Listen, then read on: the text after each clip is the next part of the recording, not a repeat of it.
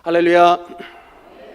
우리에게 영원한 생명을 주시기 위해 십자가에서 보혈을 흘려주신 우리 주 예수 그리스도의 은혜를 송축합니다. 요사이 우리 능력교회 성도분들 가운데에 코로나 재감염으로 인해서 또 독감 바이러스로 인해서 어려움을 겪으신 분들 계신데, 오늘 이 시간 우리 주님의 위로와 특별히 주님의 치유의 능력으로 여러분의 모든 육체와 여러분의 모든 심령이 강건해지고 더욱더 충만해지는 새 힘을 얻는 복된 예배 시간이 되시기를 주님 이름으로 축복합니다. 입술의 열매를 창조하시는 나 여호와가 말하노라. 먼 데 있는 자에게든지 가까운 데 있는 자에게든지 평강이 있을지어다, 평강이 있을지어다, 내가 그를 고치리라 하셨느니라. 정말 우리 주님께서 오늘 말씀 기록된 대로 여러분이 어디에 계시든 간에 먼 데 있든지 가까운 데 있든지 하나님의 평강이 있을지어다, 평강이 있을지어다, 내가 너를 고치리라. 우리 주님의 약속이 함께 하시기를 주님 이름으로 축원합니다. 오늘부터 몇 주간 여러분과 함께 야고보서 말씀을 가지고 은혜를 나누려고 합니다. 여러분 야고보서 한번 들어보셨죠? 일단 여러분 이 야고보서는 두 가지의 별칭이 있습니다. 이 좋은 별명이 있고 또 좀 안 좋은 나쁜 별명이 있는데, 일단 좋은 별명을 말씀드리면 야고보서의 별명은 뭐냐면 신약의 잠언이라는 별칭이 있습니다. 마치 여러분 구약의 잠언서처럼 지혜를 가장 강조하는 말씀이 오늘 본문의 야고보서입니다. 그래서 1장 5절에도 말씀이 나오지만 너희 중에 누구든지 지혜가 부족하거든 모든 사람에게 후히 주시고 꾸짖지 아니하시는 하나님께 구하라, 그리하면 주시리라. 제가 여러분이 대학 이제 다니면서 하나님을 만났을 때 이 말씀을 여러분 얼마나 붙잡았나 몰라요. 이게 머리가 안 좋으니까. 근데 하나님의 일은 너무나도 크고 해야 될 일은 많은데 내 머리는 모자르니까 제가 이 말씀을 엄청나게 붙잡았습니다. 너희 중에 누구든지 지혜가 부족하면 모든 사람에게 후히 주시고 꾸짖지 않는 하나님께 구하라, 그리하면 주시리라. 참 이 말씀을 정말 오래도록 붙잡았는데 하나님께서 순간순간마다 필요한 모든 지혜를 공급해 주셨습니다. 그래서 참 이 야고보서의 이 지혜의 말씀, 그래서 이거는 이제 신약의 잠언이다라는 별칭이 있습니다. 근데 두 번째 이게 별명은 뭐냐면 이번엔 이제 좋지 않은 별명입니다. 이 야고보서에는 어떤 별명이 있냐면, 혹시 들어보셨습니까? 지푸라기 서신. 지푸라기처럼 약하고 지푸라기처럼 별 볼 일 없다, 이런 별명이 있어요. 근데 이 별칭을 붙은 사람이 누구냐면 그 유명한 마틴 루터입니다. 종교개혁을 일으켰던 이 종교개혁가 루터가 이 지푸라기 서신이라는 별칭을 야고보서에게 붙였어요. 이게 왜 이런 이제 별명을 붙였냐면, 이게 루터의 여러분 핵심 사상은 뭐냐면 이신칭의라는 단어입니다. 혹시 들어보셨습니까? 오직 의인은 믿음으로 말미암아 살리라.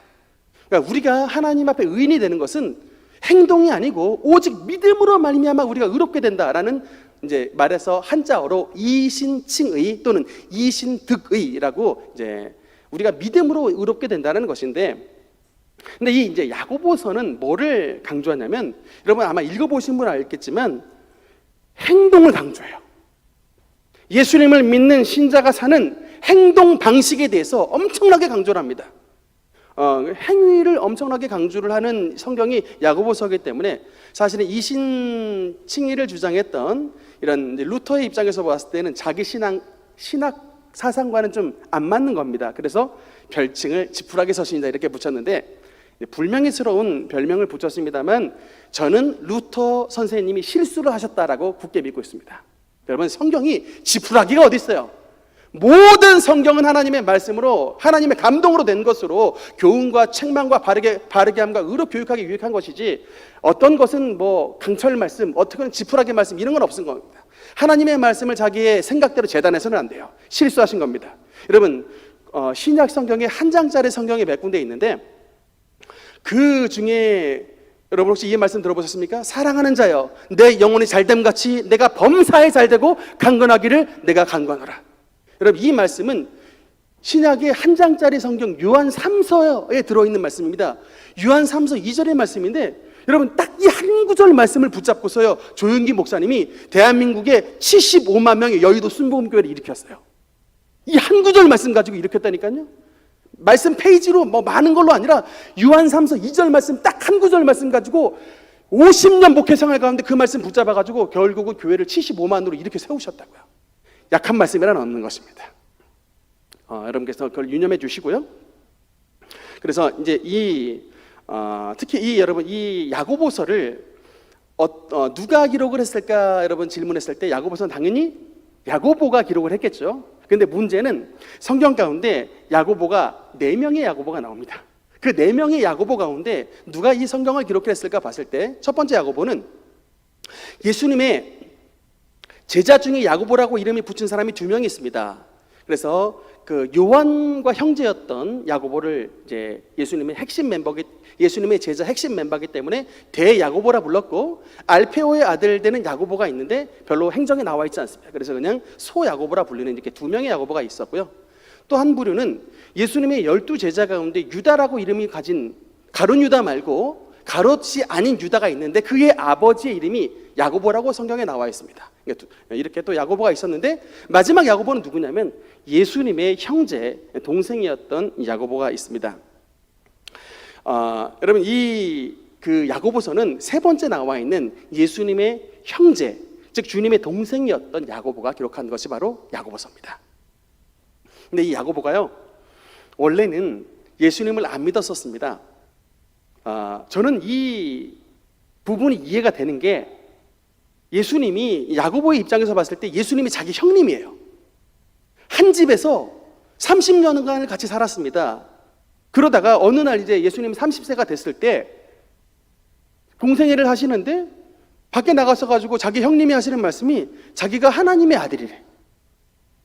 자기가 하나님의 아들이라고 그렇게 말을 하는 거예요. 물론 그럴 리도 없겠지만 저는 만약에 저희 형님 서부은 집사님이 내가 하나님의 아들이라고 공생애를 시작하면 저는 절대 안 믿습니다.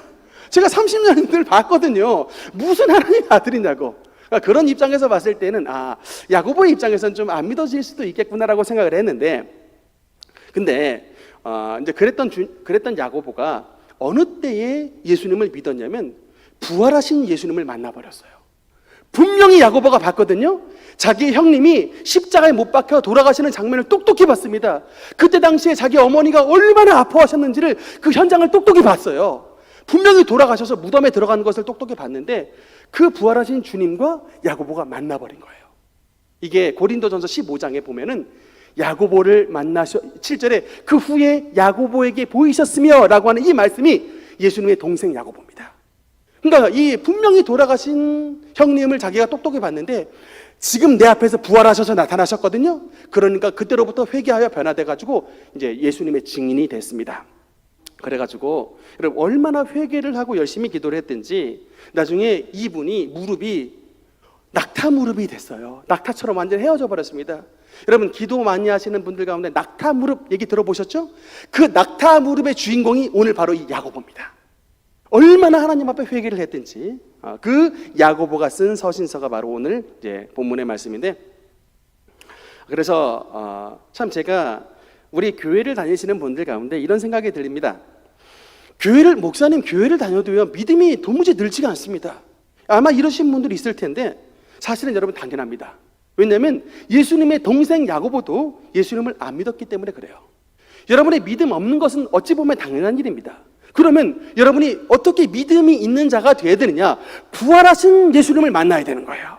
야고보처럼 여러분 부활하신 예수님과 만나야 여러분이 진짜 부활의 증인으로 살 수가 있게 되는 것입니다. 그러면 여러분 부활하신 예수님을 어떻게 만나요?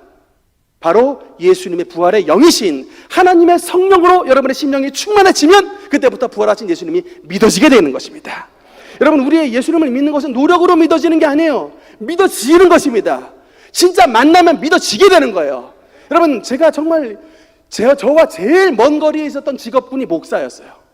제가 원주에 있었을 때 원주 시민교회 원창배 강도사님 참 제가 모질이도 괴롭혔습니다. 말도 안 되는 소리 하지 마십시오. 강도사님 어떻게 처녀가 잉태하여 아들을 낳습니까? 제가 이렇게 맨날 그 강도사님에게 따져 물었던 사람이 서충훈이에요. 서충훈이. 그런데 지금 하나님의 말씀을 증거하는 목사가 되지 않았습니까? 누가 시켜서 된 게 아니고 하나님의 성령이 들어오시니까 믿어지게 되는 것이에요. 믿어져서 목사가 됐던 것입니다. 그런 은혜가 여러분 가운데 나타나기를 주님 이름으로 축원합니다. 이제 오늘 야고보 사도를 통해서 우리에게 주신 이제 권면의 말씀을 보겠는데, 이제 첫 번째 권면의 말씀입니다. 우리 한번 2절 말씀 같이 읽도록 하겠습니다. 시작. 네 형제들아, 너희가 여러 가지. 아멘. 첫 번째 우리가 나눌 교훈은 시험에 대한 내용입니다.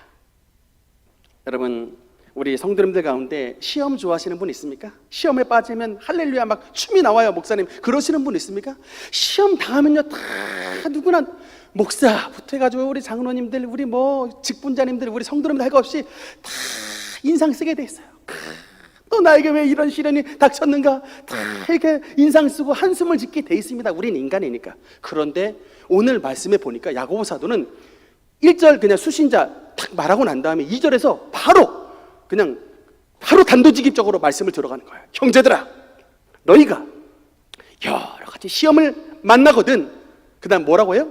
온전히 기쁘게 여겨라 라고 말씀을 합니다.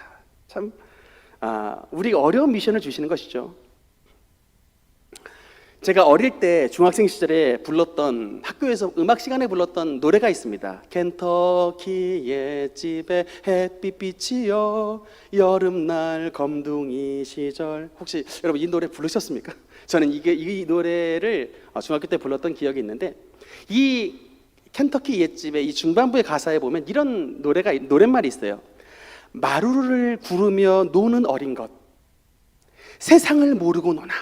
참 이 가사가 나오는데, 여러분 이 어린아이의 특권이랑 바로 이런 것 같아요. 세상을 잘 몰라도 사는데 지장이 없습니다. 그냥 자기의 부모님이나 키워주신 어르신이 다 알아서 해줘요. 배고프면 젖주죠. 또 때 되면 장난감 사주죠. 그냥 아무것도 문제가 될 게 없습니다. 부모님과 어르신이 그의 모든 필요한 것들 다 시마다 때마다 다 챙겨주고 좋은 옷 입혀주시고 하니까 문제가 없는데, 그런데 이제 이 아이들이 조만간 머지않아서 알게 됩니다. 이 세상을 알게 되는데, 세상을 안다라는 말은 뭐냐면 자기를 키워주시는 부모님이나 어르신이 대신 해줄 수 없는 일들이 세상에 많다라는 것을 깨닫게 됩니다. 그리고 나도 이제는 언젠가는 이 부모님의 손이 아니라 내 스스로가 서야 될 때가 다가온다는 것을 그때로부터 알게 됩니다. 그게 이제 우리말로 말하면 철이 든다라는 얘기가 되겠고, 그때로부터 여러분 이제 인생의 시험이 시작되는 때인데, 하나님을 믿는 성도들에게도 이런 시험들이 찾아옵니다. 조금 더 적극적으로 말씀을 드리면, 하나님은 주님을 믿는 성도들을 시험하십니다. 그냥 시험을 그냥 여러분 당하는 게 아니고, 조금 더 적극적으로 말씀을 드리면 하나님은 우리 주님을 믿는 성도들에게 시험을 주세요. 근데 여러분 이 성경에는 시험이라는 똑같은 단어가 나오는데, 영어 성경이나 헬라어 성경을 보면 이 시험이라는 단어를 두 글자를 두 개의 다른 단어로 표현을 합니다. 하나는 테스트라는 단어가 있고요, 또 다른 하나는 템테이션이라는 단어가 나옵니다. 어떤 성경은 테스트 대신에 트라이얼이라는 이 단어를 쓰기도 하는데, 이 두 가지의 단어는 여러분 좀 기억을 해주셔야 됩니다. 테스트와 템테이션은 두 가지, 우리 성경에는 시험이라는 같은 단어가 쓰이지만 영어 성경에는 이 다르게 쓰여 있다. 왜 그러냐면 여러분, 시험을 같은 시험이어도 우리에게 시험을 주는 주체가 다릅니다. 예를 들면 하나님께서 주시는 시험은 테스트라는 단어로 써요. 반대로 같은 어려움인데 마귀가 인간에게 주는 시험은 템테이션이라는 단어를 씁니다. 주체가 달라요. 그래서 테스트라는 단어는 우리말로 말하면 연단이라는 단어로 바꿀 수가 있고, 또는 이 템테이션이라는 단어는 우리말로 말하면 유혹이라는 단어로 대체를 할 수가 있습니다. 제가 중학교 다닐 때에 녹본동에 있는 명성학원이라는 학원을 다녔습니다. 그 학원을 다닐 때 참 수학을 가르치셨던 수학 선생님이 참 제 뇌리에 남아 있는데, 이 선생님이 딱 누구랑 닮았냐면, 여러분 개그우먼 이국주 혹시 아십니까? 이국주, 이렇게 좀 재밌게 생기신 분인데, 이분은 좀 약간 얼굴은 딱 닮았는데 조금 날씬한 이국주처럼 닮으셨어요. 그러니까 굉장히 좀 얼굴만 봐도 웃겨요. 일단 수업 시간에. 그랬는데 얼굴만 봐도 웃겨서 막 키득키득 거리는데 수학은 정말로 잘 가르치셨습니다. 되게 잘 가르치셨고, 굉장히 또 엄할 때는 엄한 분이라 항상 저희를 이렇게 좀 손바닥 탁 때리면서 이렇게 맞고 시작을 했던 그런 수업이었는데, 근데 이분의 특징이 맨날 시험을 나왔어요. 수업이 얼마나 많습니까? 근데 맨날 시험을 받고, 하여튼 이게 학생들이 이게 한 10몇 명 정도가 있었을 때 하루도 빼놓지 않고 시험을 볼 뿐만 아니라 끝까지 문제를 풀 때까지 남겨둬요. 다 풀어야 집에 가는 겁니다. 그냥 우리가 항상 볼멘소리했어요. 이분은 퇴근도 안 하시냐고 도대체. 그냥 끝까지 막 남아 있으니까.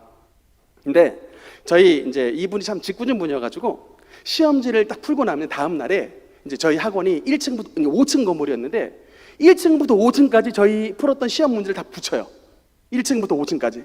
제일 못 풀었던 꽁지는 1층에 붙어 있습니다.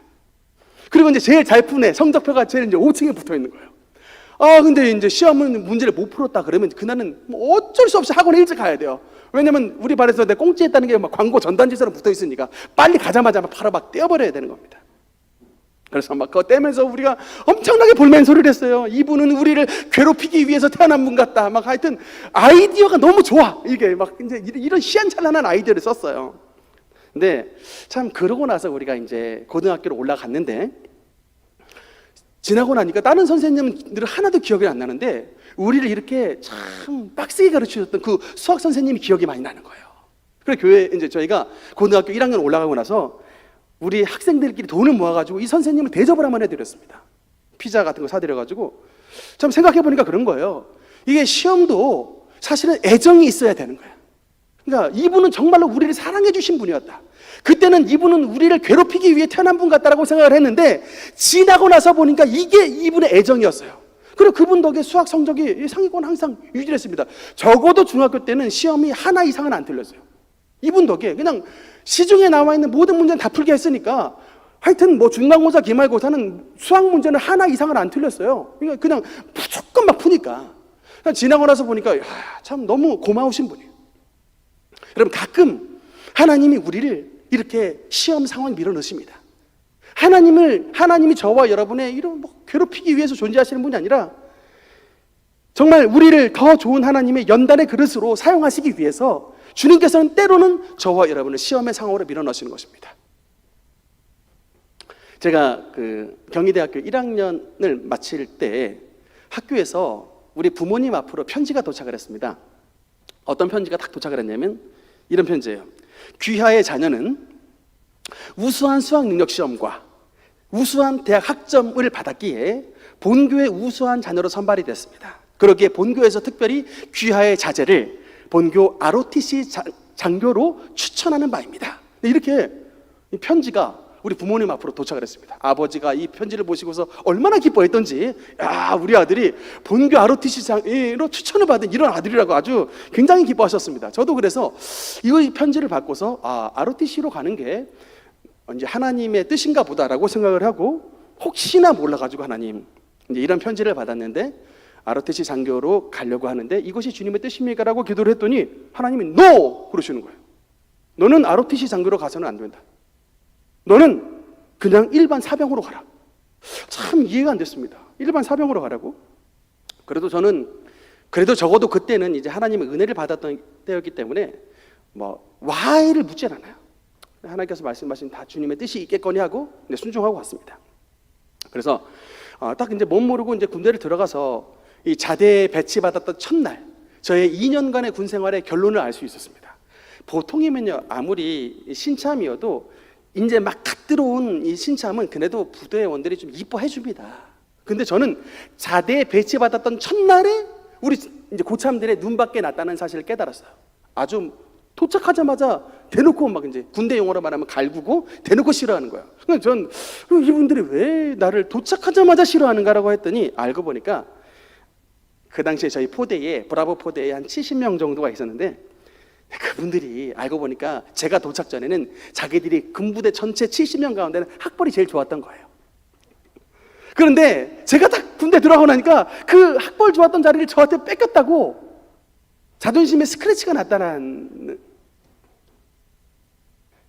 사회 나가면 우리보다 100배 학벌 좋은 사람들 엄청나게 많은데 진짜 지나 나나 도찐 개찐이에요. 근데 학벌 좋은 자리 뺏겼다고 그때부터 이제 미워하기 시작을 하더니 그런 데다가 제가 이 군대에 딱 자대에 배치 받고서 제가 봐도 제 스스로가 참 바보 같아요. 우리 부대에서 제일 멍청한 놈 꼽으라면 내가 스스로 저를 꼽았습니다. 너무나도 어리버리하고 너무나도 바보 같아. 그래가지고 막 맨날 욕먹기가 일쑤고 하는 말이 맨날 뭐냐면 너는 어떻게 그 좋은 학교를 넌 도대체 어떻게 들어간 것이냐라고 맨날 저한테 그런 대가리 가지고 그 학교는 어떻게 가니? 맨날 이제 갈구는 말이 바로 그런 말이었어요. 그런데다가 이제 제가 그래도 막 신앙을 잘 지켰습니다. 그 시절 가운데 제가 우리 이제 왜냐면 병장이 제대를 하게 돼서 이등병이 제가 군종병이 되겠다고 막 제가 막 이제 지원을 했거든요. 포대 군종병 되겠습니다. 제가 막 지원을 했는데 아주 막 그게 그들의 보기에는 굉장히 이제 미운 털이 박혔습니다. 그래가지고 맨날 예수님을 믿는 저한테 막 저주를 퍼부어요. 뭐라고 퍼부냐면 너는 서충은 넌 지옥 갈 거야 그래요. 너 때문에 지옥 간대. 제가 지옥 간대. 그래서 제가 눈을 막 껌뻑껌뻑 뜨고 있으니까 하는 말이 왜냐면 내가 네 때문에 예수가 싫어졌거든. 그렇게 말을 하는 거예요. 내가 전에는 그렇게 예수가 싫지 않았는데 네 때문에 내가 예수가 싫어졌거든. 너는 지옥 간다고 막 저주를 퍼부어요. 이런 분들하고 이제 1년을 군부대에 같이 살았습니다. 여러분 잠깐의 짬이 없잖아요. 군대는 24시간 이런 분하고 같이 잠을 자야 됩니다. 맨날 그 사람들 이부자리 깔아줘야 되고요. 맨날 이분들 식탁 그냥 밥 먹다가 딱 놓고 가면 제가 그분들 들고 가서 식판 닦아야 되고 이런 그냥 뭐 말도 안 되는 얘기 들어도 그냥 가슴앓이 해야 되고 이제 그야말로 이제 감옥인 거야. 감옥. 이제 내가 이게 여기 창살이 없었다 뿐이지 여기가 감옥이구나. 제가 하나님 앞에 얼마나 울었는지 모릅니다. 주님 그때 ROTC를 가면 내가 이런 꼴을 안 당했는데 왜 하나님 굳이 나를 사병으로 가라 그래가지고 이런 꼴을 당하게 하십니까? 제가 하나님 앞에 얼마나 항변을 했나 몰라요. 근데 하나님께서 저에게 딱 진짜 응답을 주셨습니다. 뭐라고 주셨냐면 아들아 내가 바로 너를 이곳으로 인도했다. 왜냐? 너는 아직도 너무나도 어리고 연약하다. 그동안 네가 많은 실수를 했지만 다 사람들이 가려줬고 다 은혜로 넘어갔다. 또 너는 특별히 뭐 나쁜 짓을 안 했으니까 크게 문제를 저지르지 않았고 사람들에게 사랑받고 살았지만 앞으로 네가 목회자가 됐을 때 나가는 세상은 그렇게 만만하지 않은 세상이다. 너 지금 네가 어려움을 당하는 것 같지? 너보다 훨씬 더 어려움을 당하는 사람들이 이 세상 속에 너무나도 많이 살고 있다. 너보다 훨씬 더 많은 비참한 지경에 빠진 사람이 네 생각보다 너무나도 많다. 너는 앞으로 이 사람들을 돌봐줘야 되는데 네가 그런 어려움에 처하지 않으면 너는 결코 그 사람들을 마음속으로 품어주지 못한다. 그냥 이빨림일 뿐이지. 네가 그런 어려움을 당하야 어려운 사람들의 마음을 알고 네가 그런 비참한 지경에 떨어져 봐야 비참한 지경에 떨어져 있는 사람의 마음을 진심으로 위로하고 예수님의 사랑을 전해줄 수 있다. 내가 너를 이 광야 연단 학교에 보냈으니 너는 잔소리하지 말고 이 시험에 무너지지 않게 하나님의 믿음을 붙잡고 끝까지 잘 견뎌내라. 하나님의 응답이 도착을 했습니다. 여러분 그래서 제가 이 주님 주셨던 이 응답 가지고 참 굳건하게 믿어서 제가 전반부 1년이야 우리 군대에서 가장 비참한 지경에 살았습니다만 이 후반기 1년은 하나님께서 저를 군대의 샘플로 삼았어요.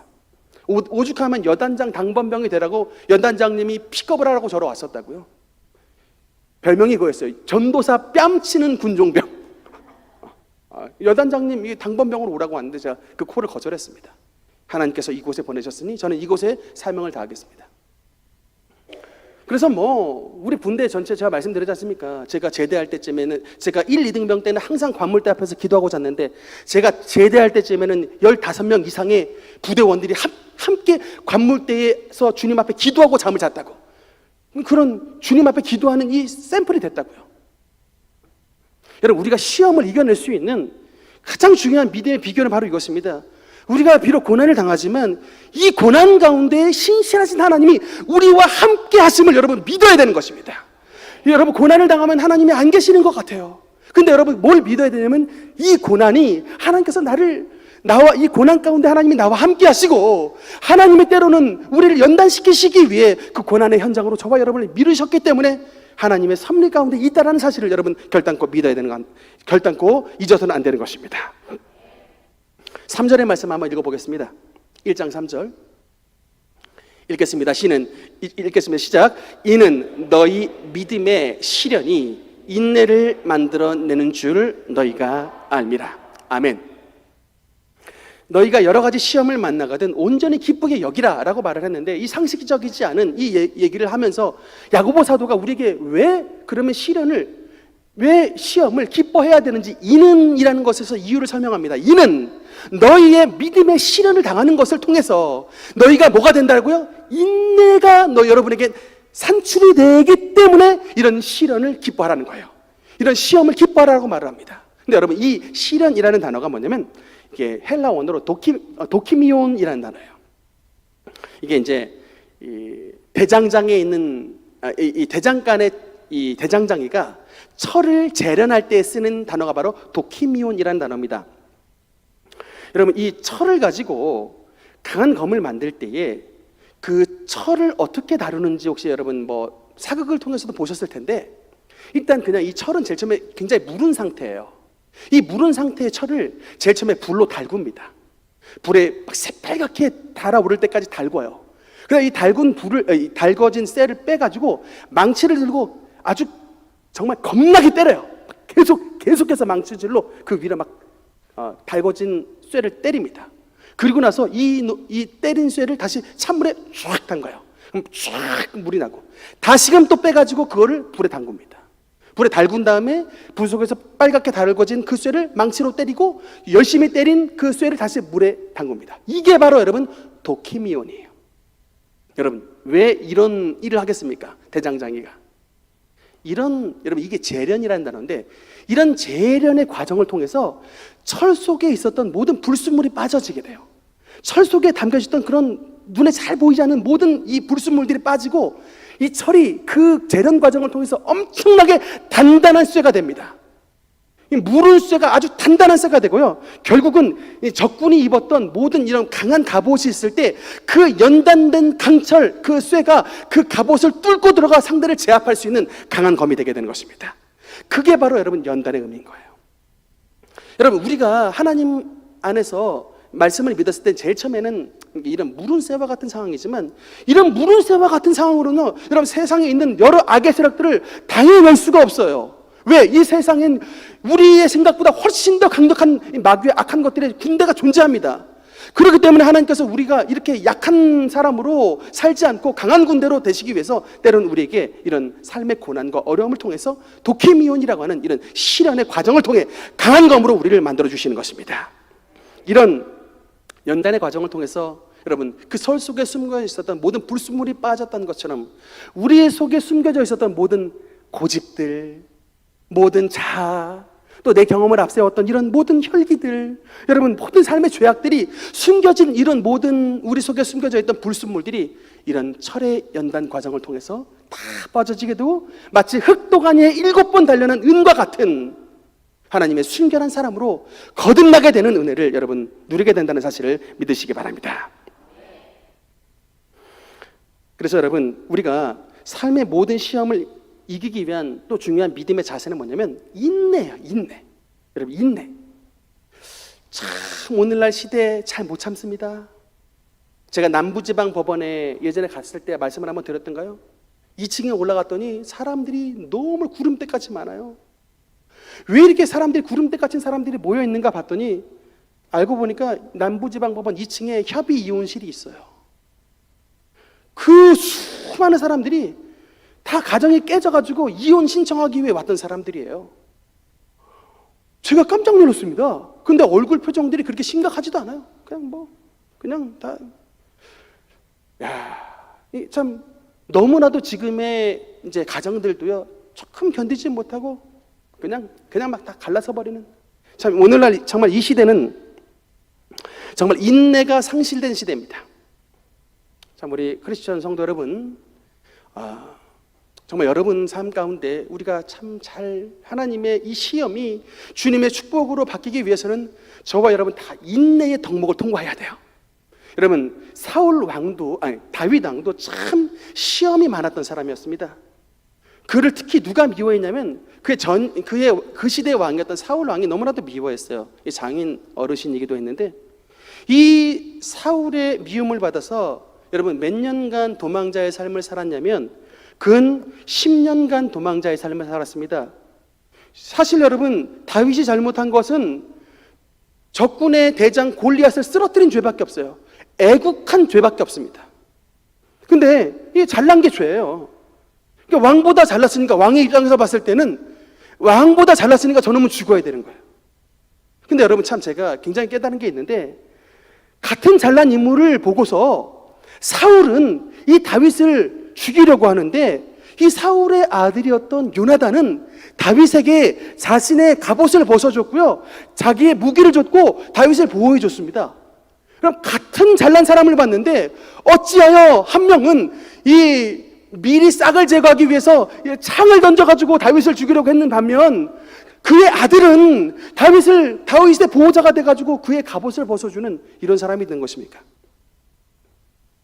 그 속에 들어가 있는 영이 문제인 거예요. 사울처럼 여러분 질투와 여러분 이 미움의 영이 가득 차니까 좋은 사람만 나타나도 다 죽이려고 하는 거예요. 지금 여러분 대한민국 땅이 바로 이런 모습 아닙니까? 대한민국에 있는 정치꼴이 바로 이런 모습 아니에요? 자기만 조금 잘난 사람만 나타난 것 같으면 바로 사울처럼 창을 들어가지고 던져 죽이려고 하는 질투형이 가득 차 있어요. 서로 물고 뜯고 지금 나라가 이러다가는 이게 나라가 과연 어느 쪽으로 갈 것이냐, 정말 여러분 이게 굉장히 문제입니다. 여러분, 이게 그 사람이 나쁘다기보다는 그 사람의 배후에 있는 질투와 미움의 영들이 가득 차 있는 거예요. 성령과 반대되는. 그러니까 신앙의 나라에 여러분, 대한민국의 교회가 문을 닫으니까, 대한민국 여러분 코로나 시국 동안에 거의 10,000개가 문을 닫았다고 하죠. 기존 교회들도 신앙이 다 떨어져가지고 주일날 예배도 다 그냥 텔레비만 켜고 보죠. 이렇게 신앙이 밑바닥으로 떨어지니까 대한민국의 성령의 역사가 거쳐지게 되고, 그 자리를 미움과 질투형이 가득 차가 돼가지고 대한민국의 영이 여러 가지 귀신으로 판치는 이런 역사가 되게 되는 것입니다. 정신 차려야 돼요, 여러분.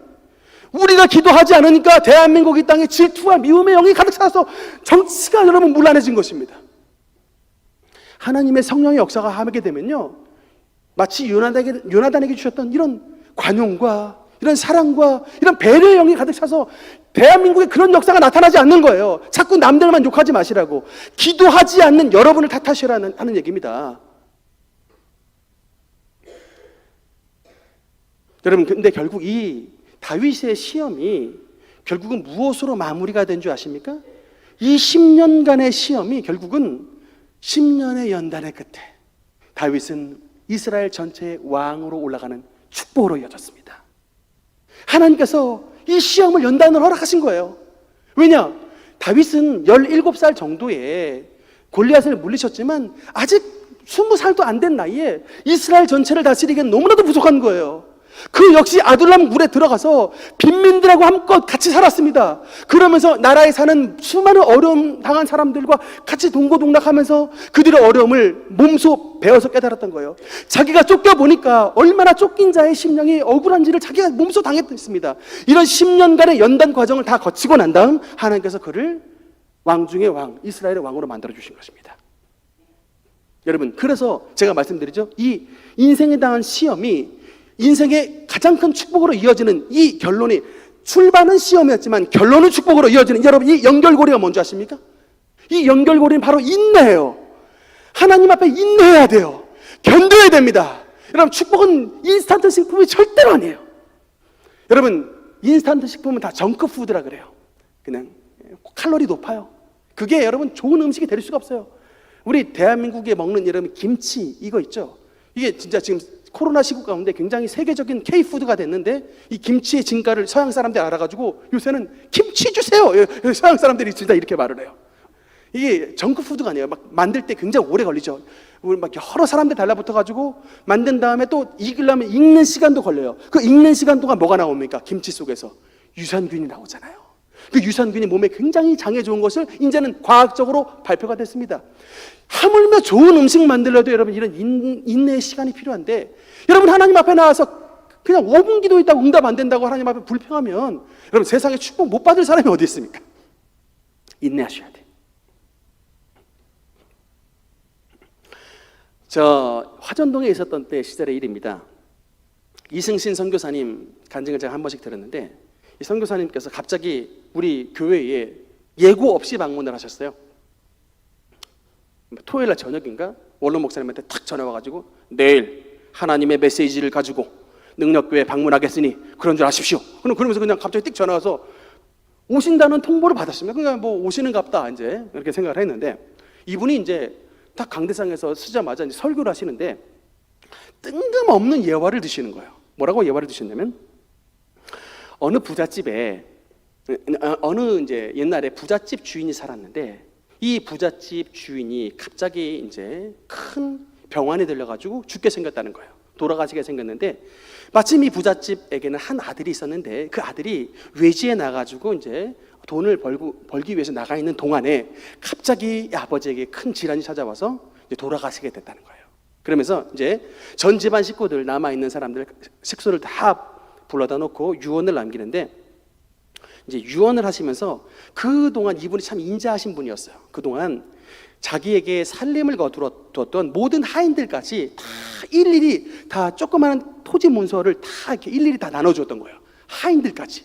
그런데 그 자신의 독자 외아들에게는 무엇을 유산으로 남겨줬냐면 병풍을 유산으로 남겨줬다는 거예요. 이제 아버지의 부고 소식을 듣고 그 외지에서 급히 집으로 달려와서 보니까 아버지는 돌아가셨는데, 다른 식솔들, 하인들은 다 하나씩 땅덩이도 받고 유산을 받았는데, 자기 아버지가 자기에게 병풍 하나만을 유산으로 남기고 돌아가셨다는 거예요. 이 감당할 수 없는 이 난감한 상황 속에 이제 아들이 아버지의 유산을 병풍으로 받았으니까 이거 차마 버리지는 못하고 그 병풍을 그냥 지게에다 메고서 비가 오나 눈이 오나 이 병풍만을 이게 지면서 돌아다니다가 몇 년을 그렇게 돌아다니다가 하루는 이 도무지 아버지의 마음을 이해 못해서 그 동네에 지혜에 있으신 어르신을 찾아갔다랍니다. 어르신을 찾아가서 말씀을 드렸더니 그 어르신 말씀이, 내가 자네의 선친 부친을 잘 아는데 그분은 너무나도 지혜롭고 자애로우신 분이라 절단코 이 아들에게 이런 것을 남겨놓을 리가 없네. 그러니까 아들이 혹시 내가 사생자가 아닙니까? 내가 막 이렇게 얘기를 했나 봐요. 그랬더니 자기 아버지는 자애로우신 분이기 때문에 결단코 이 외면할 리가 없고, 이 병풍 속에는 아버지의 참 뜻이 분명히 담겨 있을 테니 집에 가서 이 병풍을 찬찬히 한번 들여다보게나, 이런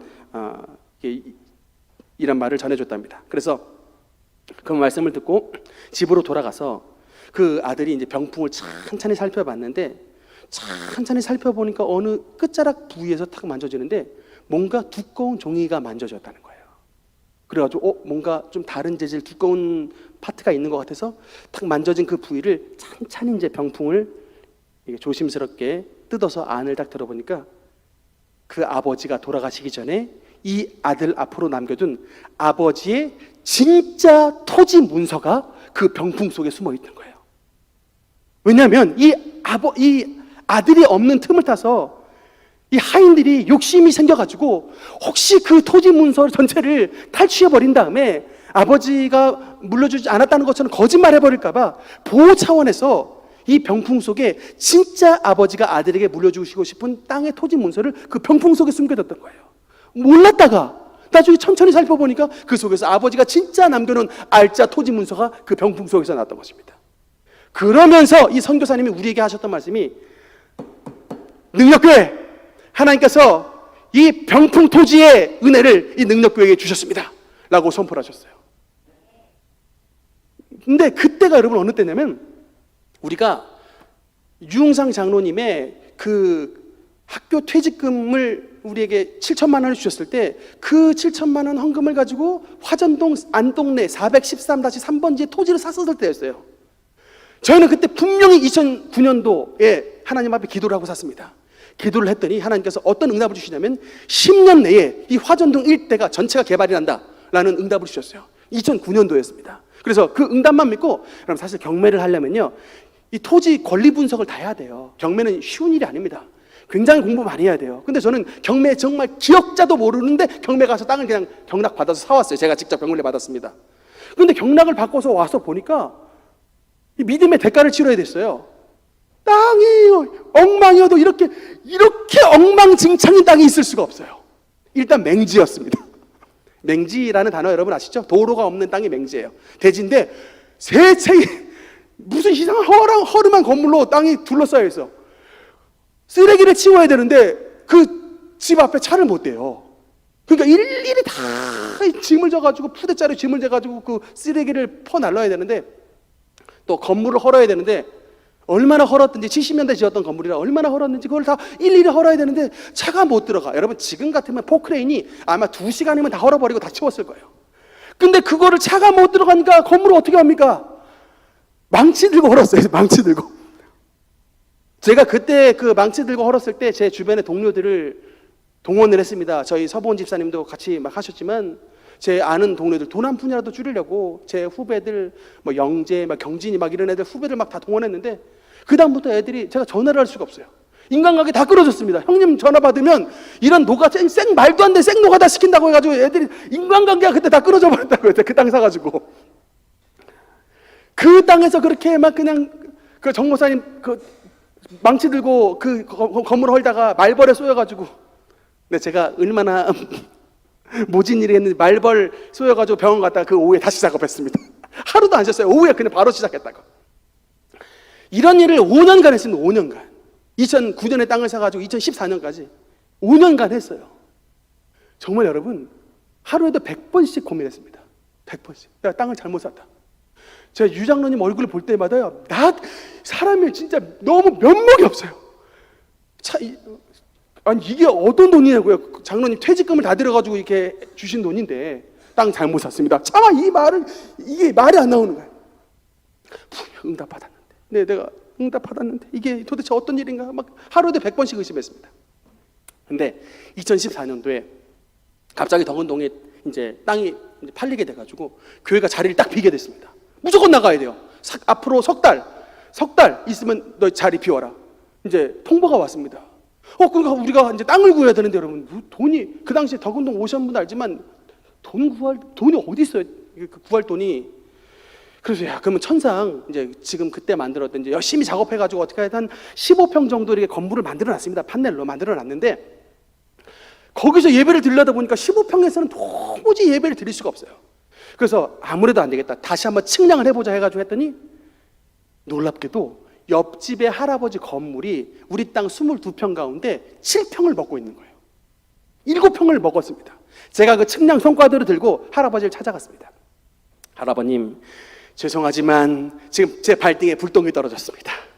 우리 교회 무조건 비우라고 했는데 우리가 딴 데 갈 데 없으니 여기를 들어와야 되는데 보아하니 측량 성과들을 보니까 어르신의 땅 건물이 우리 땅 7평을 먹었습니다. 그러니까 분할을 해주시든지 아니면 건물을 허시든지 둘 중 하나는 결단을 내주셔야겠습니다. 제가 그렇게 통보를 했어요. 그랬더니 이 어르신이 하신 말씀이 건물을 헐게 되면 우리 집이 완전히 망가지고 그렇다고 자네 땅 7평밖에 안 되는데 이건 토지 분할이 안 되니 내가 한 가지 방안이 있네. 화전동 길가 땅하고 자네 땅하고 맞바꿈 세라. 제가 그 얘기를 듣고 이제 바로 우리 능력교회 화전동 건축을 추진하게 됐던 것입니다. 그래서 여러분 7천만 원짜리 땅을 산 그 7천의 땅이 길가 땅하고 맞바꾸게 돼가지고 화전동에 3억 2천짜리 413-3번지 길가 땅을 그때 사게 됐던 거예요. 저는 하나님의 이 병풍에 숨겨진 토지 역사가 이것으로 끝난 줄 알았습니다. 그랬더니 여러분 제가 말씀드렸잖아요. 하나님께서 2009년에 땅을 살 때에 분명히 10년 안에 이 땅 전체가 이 토지 개발이 되게 된다.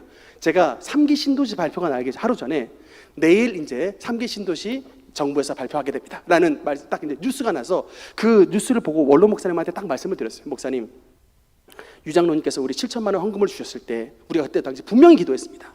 분명히 기도할 때 하나님께서 우리에게 응답을 주시기를 10년 내에 이 땅 전체가 개발이 되게 된다라는 응답을 주셨는데 주님, 목사님 지금이 딱 2019년이기 때문에 말씀하신 10년째입니다. 말씀하신 바에 의하면 분명히 우리 땅이 개발이 나야 되는데 내일 결과를 한번 지켜보십시다. 다음날 아침이 됐는데 우리 교회 집사님이 전화가 왔어요.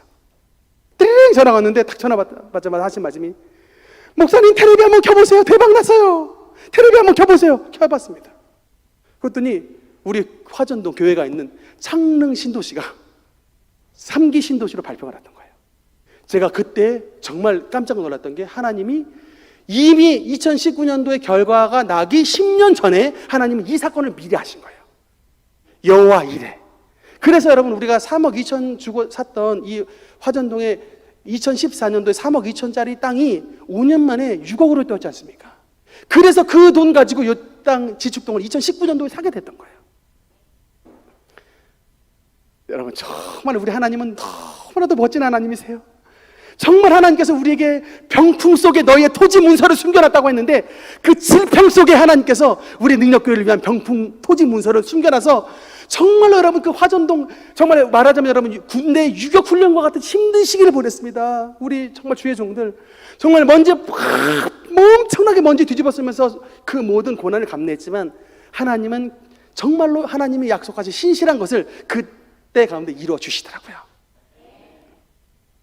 여러분이 그 은혜의 주인공입니다.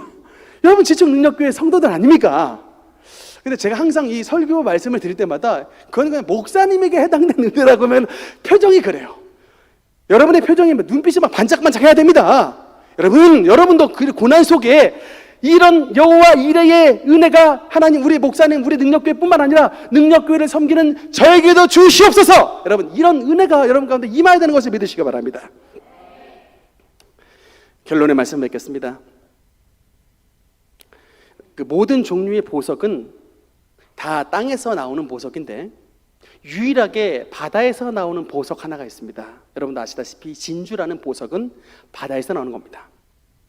그럼 이 진주는 아비큘리데라고 하는 이런 굴과의 조개 속에서 나오는 보석이라고 합니다. 근데 이게 조개 몸속에 모래알이나 이물질 같은 게 딱 들어갔을 때 그 이물질을, 조개 속에 있는 낙하라고 불리는 이런 물질이 그 이물질을 착 감싸가지고, 그래서 이게 낙하가 많이 덮이면 덮일수록 이게 이제 점점점 큰 가치가 올라가는 이런 이제 진주가 되게 되는 것이에요.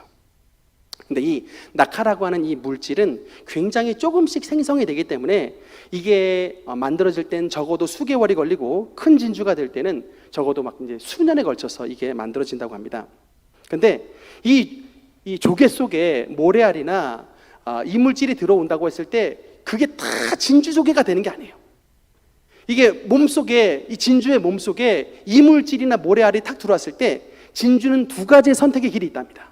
이 조개는 두 가지의 선택의 길이 있답니다. 하나는 부지런히 들어온 이 이물질을, 낙하라고 하는 물질을 열심히 분비해내가지고 감싸서 이게 자기를 찌르지 않게 만들어서 결국은 진주를 분비해내는, 진주조개를 만들어내는 길이 있고, 반대로 그냥 내깔아주는 길이 있대요. 그냥 낙하, 이 물질을 분비하지 않고 냅둬버리고 무시해버리는 길이 있는데, 이제 그런 경우는 이제 조개가 특별히 힘들지는 않지만 결국에는 이 들어왔던 이물질이나 모래를 가만히 냅둔 이 조개의 결론은 그 이물질이 돌아다니면서 자기 몸에 생채기를 내고, 그 생채기가 계속해서 이제 막 염증도 발생하게 돼서 결국은 다른 조개들보다 일찍 죽게 되는 거예요. 여러분, 그러니까 우리가 이 고난과 시련을 당했을 때도 우리 앞에는 이 두 가지의 선택의 길이 놓여지게 됩니다. 하나는 이런 고통스러운 상황을 맞이했을 때 적극적으로, 마치 여러분 조개가 낙하라고 하는 물질을 내뿜어서 적극적으로 그것을 감싸가지고 결국은 자기의 몸을 찌르지 않고 그것을 통해서 자기의 몸속에 진주라고 하는 보석을 만들어내는 것처럼, 우리의 삶이 당면한 모든 문제를 하나님이 우리와 함께 하심을 믿고 예수 그리스도의 보혈로 계속해서 감싸므로 말미암아 그 모든 문제를 딛고 일어서 하나님의 놀라운 보석과 같은 여러분 연단된 사람으로 변화되는 사람이 있고, 그러나 반대로 그런 모든 시험과 어려움이 당했을 때 에라 모르겠다, 나는 내 멋대로 살겠다 내버려두면, 여러분 그 고난과 시련이 결국은 우리 몸속을 침투해두고 상처를 주고 어렵게 하여 다른 사람들보다 더욱더 피폐되고 여러분 너무나도 망가져버리는 그런 실패한 인생으로 마감을 지어버리고 마는 것입니다. 여러분에게 선택의 갈림이 있습니다. 여러분은 무엇을 선택하겠습니까? 바로 이거예요. 몸속에 진주를 분비해냈던, 이런 낙하를 분비하여 여러분 진주조개를 만들어냈던 그런 성도처럼 삶에 당면했던 모든 어려움 가운데 예수 그리스도의 보혈의 은혜와 하나님의 성령의 능력, 기름 부으심의 은혜를 항상 의지하여서 그 당면한 모든 이 문제를 감싸서 결국에는 그 문제로 말미암아 우리 속에 놀라운 진주라고 하는 보석을 생성해내는 그런 위대한 믿음의 사람이 되어야 되는 것입니다. 오늘 말씀을 들으시는 모든 성도 여러분께 이런 믿음으로써 우리 당면한 모든 시험을 극복하여 하나님의 놀라우신 보석을 산출해내는 위대한 신앙의 인물들로 세움을 받기를 주님 이름으로 축원합니다. 기도하시겠습니다.